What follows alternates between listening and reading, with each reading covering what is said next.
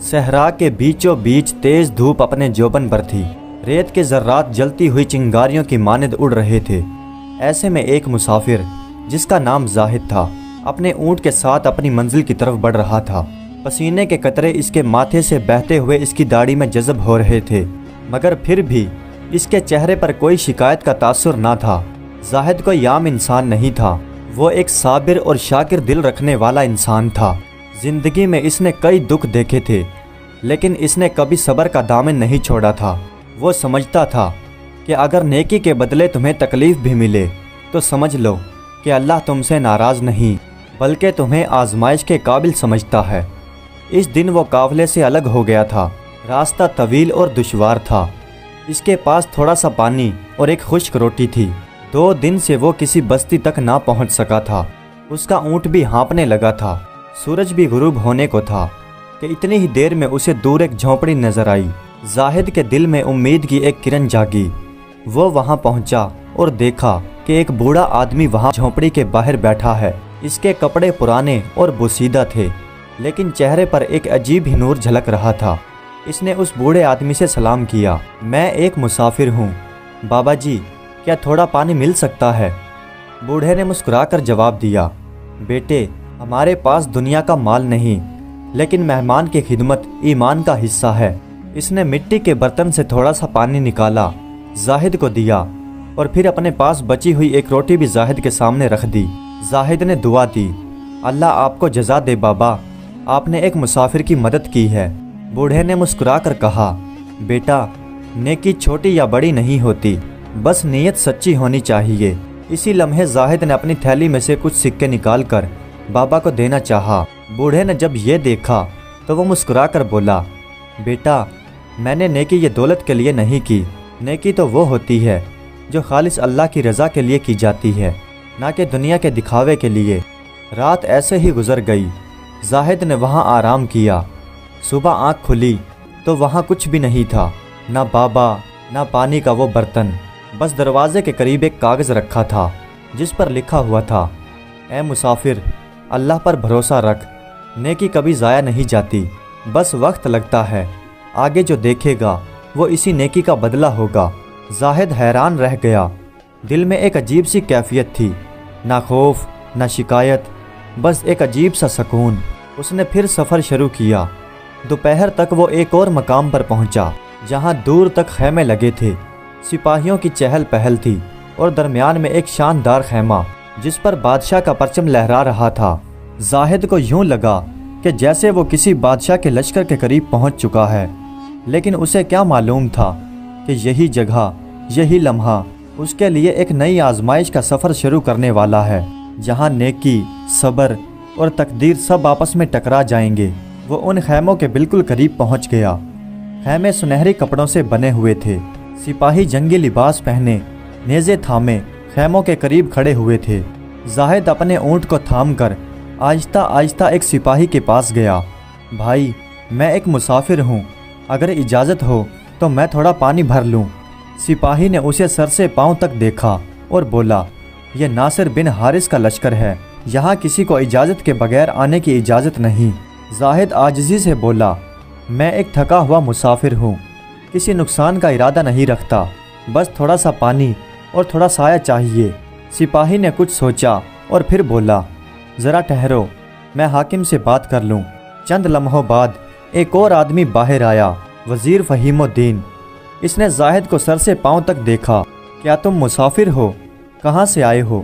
زاہد نے سب کچھ سچ سچ بتا دیا، سفر، پیاس اور بوڑھے کا ذکر۔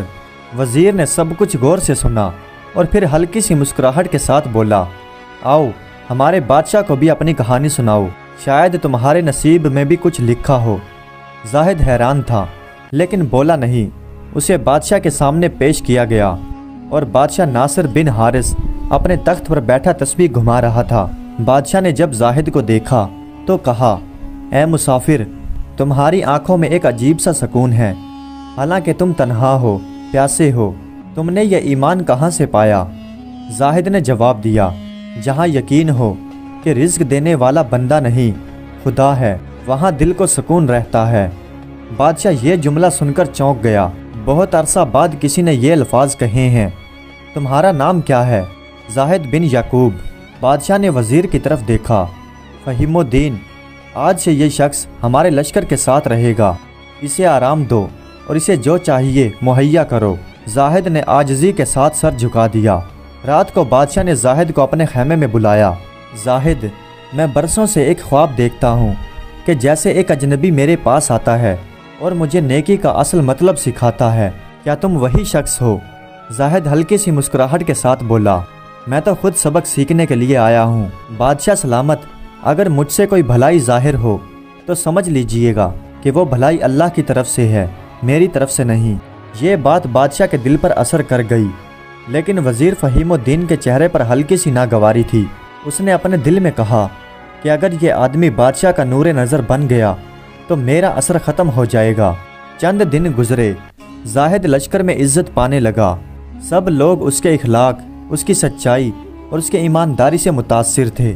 بادشاہ بھی اسے اکثر بلاتا، اس سے مشورہ لیتا اور کہتا، زاہد، تمہاری باتوں میں ایک عجیب ہی نور ہے، مجھے لگتا ہے کہ تمہارے آنے کے پیچھے کوئی راز ہے۔ ایک دن وزیر فہیم الدین بادشاہ کے پاس گیا اور کہنے لگا، بادشاہ سلامت، میں آپ کو کچھ کہنا چاہتا ہوں لیکن میری زبان لرز رہی ہے، کہو کیا بات ہے؟ یہ شخص زاہد، مجھے لگتا ہے یہ کوئی جاسوس ہے، یہ آپ کے خیمے اور آپ کے رازوں کے قریب رہتا ہے، شاید یہ دشمن بادشاہ کا کوئی آدمی ہو۔ بادشاہ نے جب یہ سنا تو بادشاہ چونک گیا۔ کیا تمہیں کوئی ثبوت ملا؟ ابھی نہیں، لیکن وقت سب کچھ بتا دے گا۔ بادشاہ نے کچھ سوچا اور پھر کہا، اگر یہ سچ ہوا تو میں فیصلہ خود کروں گا، اگر یہ الزام جھوٹا نکلا تو انجام سخت ہوگا۔ وزیر فہیم الدین نے اسی رات ایک خفیہ چال چلی۔ وہ زاہد کے خیمے کے قریب آیا اور بادشاہ کا قیمتی خنجر وہاں چھپا دیا تاکہ صبح اس پر الزام لگایا جا سکے۔ اگلی صبح لشکر میں شور مچ گیا کہ بادشاہ کا خنجر چوری ہو گیا۔ سپاہیوں نے تلاش شروع کر دی اور کچھ دیر بعد خنجر زاہد کے خیمے سے برآمد ہوا۔ لشکر میں ایک گہرا سناٹا چھا گیا۔ بادشاہ کے چہرے پر صدمے کے آثار تھے۔ زاہد، تم نے یہ کیا کیا؟ زاہد کے ہونٹ خشک تھے لیکن آنکھوں میں ایک یقین کی چمک باقی تھی۔ میں بے قصور ہوں حضور، اللہ گواہ ہے، میں نے ایسا کچھ نہیں کیا۔ اگر آپ سمجھتے ہیں کہ میں گنہگار ہوں تو میں خاموش ہوں، میں اپنا فیصلہ اللہ پر چھوڑتا ہوں۔ بادشاہ خاموش تھا۔ لشکر کے سامنے یہ پہلا موقع تھا کہ بادشاہ کے دل میں ایمان اور انصاف کی جنگ چھڑ گئی۔ بادشاہ ناصر بن حارث اپنے تخت پر بیٹھا ہوا تھا۔ ہر آنکھ زاہد کی طرف تھی جس کے ہاتھ رسیوں سے بندھے ہوئے تھے۔ اس کے چہرے پر سکون تھا، جیسے وہ کسی دنیاوی فیصلے کے نہیں بلکہ ابدی حقیقت کے انتظار میں ہو۔ وزیر فہیم الدین کے چہرے پر فخر کی جھلک تھی کیونکہ وہ جانتا تھا کہ اس کی چال کامیاب ہو چکی ہے۔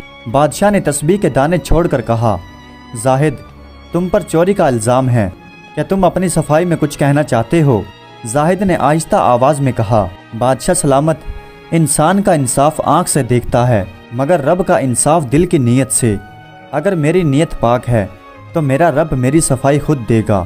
یہ جملہ سن کر دربار میں سرگوشیاں شروع ہو گئیں۔ بادشاہ نے وزیر کی طرف دیکھا، فہیم الدین، تم کہتے ہو کہ تمہارے پاس ثبوت ہے، کیا تم یہ الزام اللہ کے سامنے بھی دہرا سکتے ہو؟ وزیر نے چہرے پر مصنوعی مسکراہٹ لاتے ہوئے کہا، علی جا، خنجر اس کے خیمے سے ملا ہے، اس سے بڑھ کر ثبوت کی اور دلیل کیا ہو سکتی ہے؟ بادشاہ خاموش رہا، پھر حکم دیا، زاہد کو قید خانے میں ڈال دو جب تک کہ حقیقت واضح نہ ہو۔ سپاہی آگے بڑھے۔ زاہد خاموش رہا مگر آخری بار جاتے جاتے بادشاہ کی طرف دیکھ کر آخری الفاظ کہے، بادشاہ سلامت، کبھی کبھی نیکی کا صلہ فوراً نہیں ملتا، کبھی وہ الزام کی صورت میں آتا ہے تاکہ نیکی کا وزن جانچا جا سکے۔ یہ الفاظ بادشاہ کے دل میں تیر کی طرح پیوست ہو گئے۔ زاہد کو قید خانے میں ڈال دیا گیا جہاں اندھیرا، ٹھنڈا فرش، دیوار پر نمی، مگر وہ رات بھر دعا کرتا رہا، اے میرے رب، اگر میری نیت صاف ہے تو میری مدد کر۔ اور ادھر بادشاہ کو رات بھر نیند نہ آئی۔ پھر بادشاہ کی آنکھ لگی تو ایک نورانی چہرہ سفید لباس میں اس کے سامنے آیا۔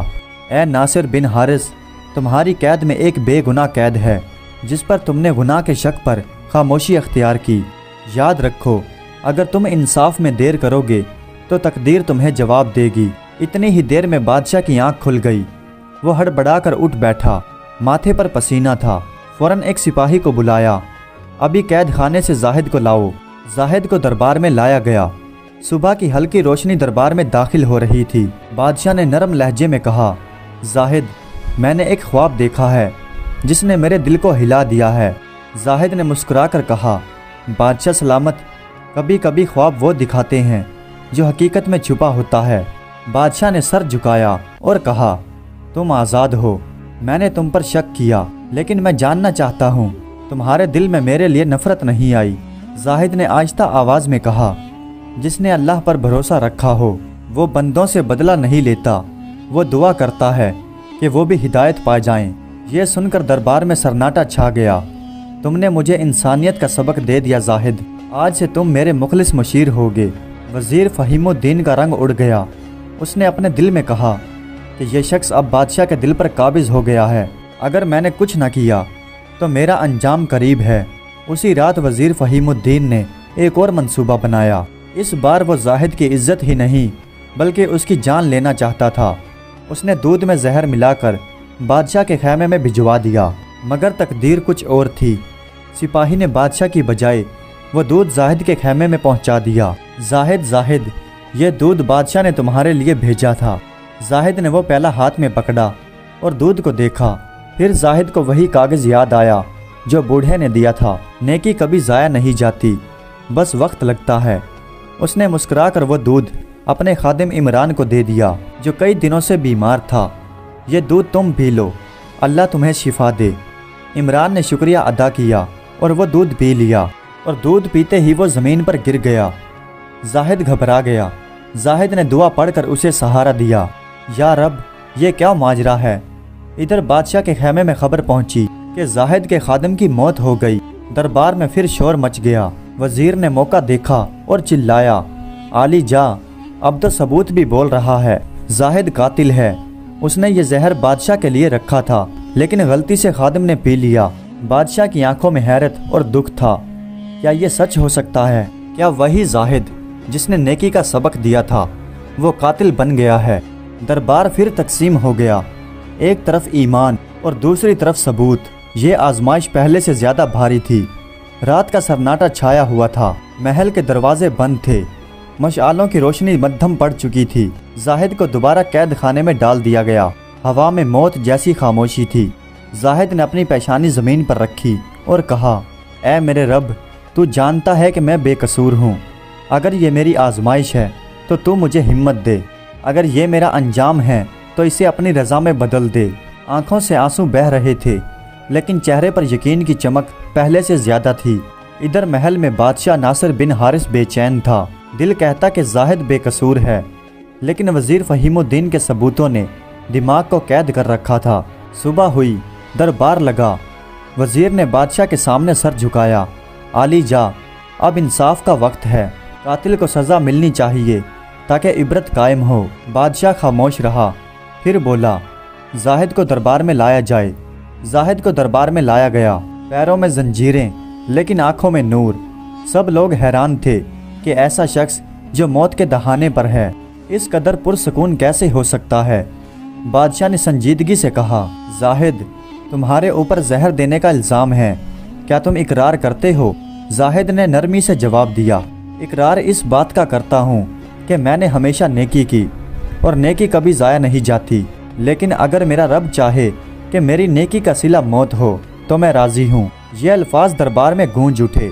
बादशाह के हाथ लरजने लगे। इसने तस्बीह के दाने छोड़ दिए। इसी वक्त एक सिपाही दरबार में अंदर दौड़ता हुआ आया। उसके हाथ में एक पर्ची थी। उसकी सांस फूल रही थी। आली जा, एक अजीब ही वाक़या हुआ है। क्या हुआ? बादशाह ने पूछा। रात कैद खाने के करीब एक बूढ़ा दरवेश आया। उसने कहा कि वो जाहिद के लिए एक पैगाम लाया है। फिर वो ये कागज़ देकर गायब हो गया। बादशाह ने हैरान होकर वो कागज़ खोला। इस पर वही जुमला लिखा था कि नेकी कभी ज़ाया नहीं जाती, बस वक्त लगता है। बादशाह का दिल धड़क उठा। यही अल्फाज जाहिद ने भी कहे थे जब वो पहली बार मेरे दरबार में आया था। जाहिद ने खामोशी के साथ सर झुका दिया। ये अल्फाज मुझे भी एक दरवेश ने कहे थे। आली जा, शायद वही अल्लाह का पैगाम लाने वाला था। बादशाह ने हुक्म दिया, کہ اس معاملے کی دوبارہ تشخیص ہوگی جب تک حقیقت سامنے نہیں آ جاتی۔ وزیر فہیم الدین کے چہرے پر گھبراہٹ طاری ہو گئی۔ وہ جانتا تھا کہ حقیقت ظاہر ہو گئی تو انجام بہت خوفناک ہوگا۔ اسی رات بادشاہ نے اپنے ماہر ترین جاسوسوں کو بھیجا۔ انہوں نے محل کے اندر ہر سپاہی، ہر نوکر سے پوچھ تاچھ شروع کی۔ کچھ گھنٹوں بعد ایک نوکر کو پکڑا گیا جو روتے ہوئے بولا، میں قصوروار ہوں۔ مجھے وزیر فہیم الدین نے حکم دیا تھا کہ بادشاہ کے دودھ میں زہر ملاؤ، لیکن میں نے غلطی سے وہ دودھ زاہد کے خادم کو دے دیا۔ جب یہ بات بادشاہ تک پہنچی تو یہ سن کر بادشاہ کے چہرے پر دکھ اور غصہ دونوں نمودار ہوئے۔ اللہ اکبر! فہیم الدین، تم نے نیکی کو ظلم سے بدلنے کی کوشش کی۔ عالی جا، مجھ سے غلطی ہو گئی۔ میں ڈر گیا تھا کہ زاہد آپ کی نظروں میں میری جگہ لے جائے گا۔ جس نے سچ کو چھپایا وہ دراصل ایمان کو چھپاتا ہے۔ تمہارا انجام تمہارے جرم کے مطابق ہوگا۔ وزیر کو قید کر لیا گیا۔ بادشاہ خود قید خانے میں گیا اور جا کر زاہد کے قدموں میں بیٹھ گیا۔ زاہد، میں شرمندہ ہوں۔ میں نے تمہیں تکلیف دی، تمہیں الزام دیا، لیکن تم نے بدلے میں مجھے صرف دعا دی۔ زاہد نے جواب دیا، عالی جا، اگر آپ نے میرا امتحان لیا تو میں نے بھی اللہ کا امتحان نہیں چھوڑا۔ میں جانتا تھا کہ نیکی دیر سے ضرور لیکن رنگ ضرور لاتی ہے۔ بادشاہ کی آنکھوں سے آنسو بہہ نکلے۔ زاہد، تم میرے استاد ہو۔